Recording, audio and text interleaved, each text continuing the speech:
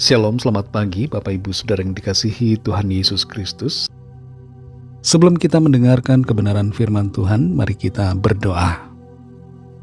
Bapa di sorga, Bapa dalam nama Tuhan Yesus Kristus, terima kasih kami mengucap syukur untuk berkat kemurahan-Mu. Kembali kami ada saat ini karena anugerah-Mu dan karena rencana-Mu yang baik buat setiap kami. Sebelum kami memulai aktivitas kami rindu mendengarkan sabda firman-Mu. Urapi kami Roh Kudus supaya kami mengerti dan mentaati akan setiap kehendak-Mu. Dalam nama Tuhan Yesus kami berdoa. Haleluya. Amin. Saudara yang dikasihi Tuhan, ayat firman Tuhan saat ini terdapat dalam surat Ibrani pasal 2 ayat 14-15. Tertulis demikian. Karena anak-anak itu adalah anak-anak dari darah dan daging, maka ia juga menjadi sama dengan mereka dan mendapat bagian dalam keadaan mereka, supaya oleh kematiannya ia memusnahkan dia, yaitu iblis yang berkuasa atas maut. Dan supaya dengan jalan demikian, ia membebaskan mereka yang seumur hidupnya berada dalam perhambaan oleh karena takutnya kepada maut. Saudara yang dikasihi Tuhan, ada sebuah robot ikan kecil yang diciptakan atau dibentuk oleh para ilmuwan di sebuah lembaga bernama EPFL yang berlokasi di Jenewa, Swiss.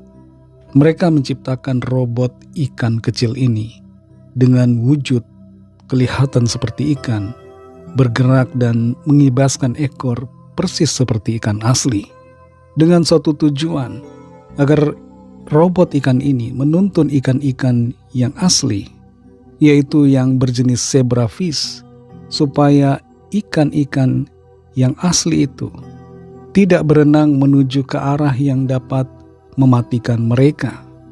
Yang luar biasanya adalah kawanan ikan asli dapat menerima robot ikan ini dan kemudian mengikuti robot tersebut, menjadikan robot itu sebagai pemimpin yang mengubah arah berenang seluruh kawanan.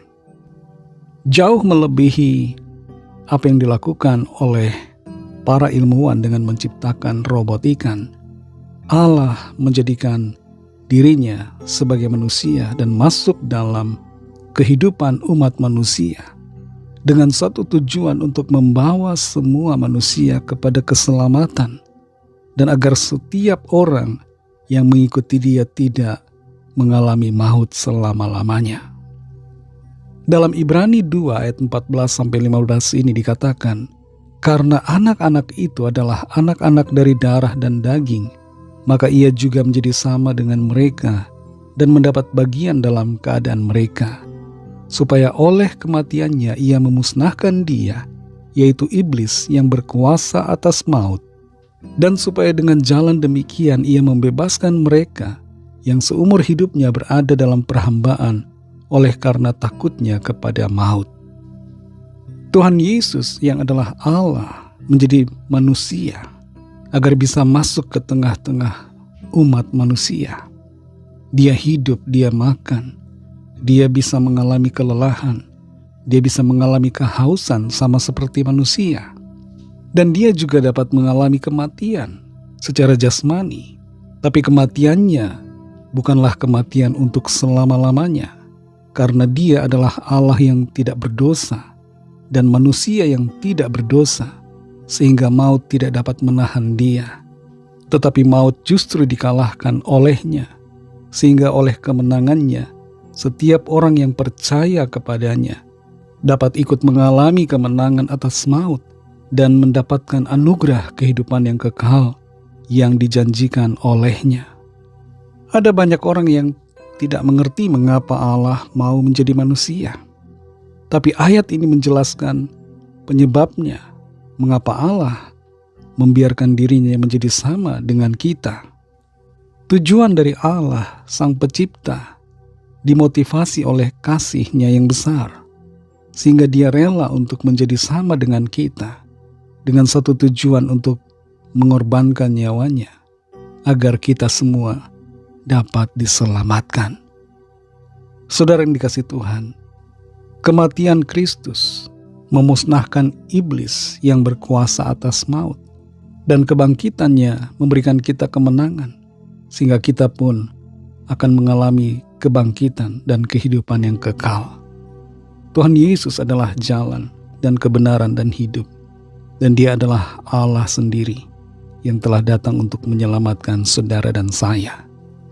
Kalau ada di antara saudara yang saat ini mendengar renungan saat ini, tapi belum percaya kepada Tuhan Yesus Kristus, saya mengundang saudara untuk buka hati dan percaya kepadanya, agar saudara menerima anugerah keselamatan dan hidup yang kekal. Ikutilah doa saya. Tuhan Yesus, aku percaya Engkau adalah Allah yang telah datang sebagai manusia. Engkau telah mati disalibkan untuk penebusan segala dosa saya. Engkau bangkit pada hari yang ketiga dan Engkau akan datang kembali di akhir zaman untuk menghakimi semua orang dan membawa kami yang percaya masuk dalam kehidupan yang kekal. Aku menyatakan iman percayaku kepadamu. Terimalah aku sebagai anak-Mu dan pimpinlah hidupku sekarang dan seterusnya sampai selamanya. Amin. Bagi saudara yang baru saja menyatakan iman percaya saudara kepada Tuhan Yesus Kristus, teruslah belajar firman Tuhan. Bacalah Alkitab dan berilah diri saudara dibaptis. Layanilah Tuhan dengan karunia yang Tuhan berikan kepada saudara dan setialah kepada Tuhan Yesus sampai akhir. Bagi saudara semua pendengar renungan saat ini, mari sama-sama kita berdoa. Terima kasih Tuhan Yesus karena kasih-Mu Engkau mau menjadi sama dengan kami untuk memberikan kami tuntunan, memberikan kami kemenangan, dan membebaskan kami dari kuasa maut, kuasa iblis, serta memberikan kepada kami kehidupan kekal, keselamatan di dalam anugerah-Mu. Terima kasih untuk kasih-Mu yang Tuhan anugerahkan kepada kami, keselamatan yang Tuhan berikan. Pimpin kami selalu untuk hidup menuruti akan firman-Mu dan mengasihi Engkau senantiasa sepanjang umur hidup kami. Berkati kami Tuhan di sepanjang hari ini dalam segala tugas aktivitas kami. Pimpin dan sertai kami agar kami senantiasa berhasil dan berkemenangan dalam segala perkara. Kami berdoa bagi yang sakit dan yang dalam pergumulan. Lawatlah ya Tuhan dan nyatakan kuasa pertolongan serta mujizat-Mu bagi setiap kami. Kami juga berdoa buat saudara-saudara kami yang sedang ditimpa bencana alam di Sumatera Utara, di Sibolga, Tapanuli dan sekitarnya, agar Tuhan memberikan kekuatan, pertolongan dan perlindungan serta pemulihan yang dari Tuhan. Kami serahkan semua ke dalam tangan kasih-Mu. Dalam nama Tuhan Yesus Kristus kami sudah berdoa dan mengucap syukur. Haleluya. Amin.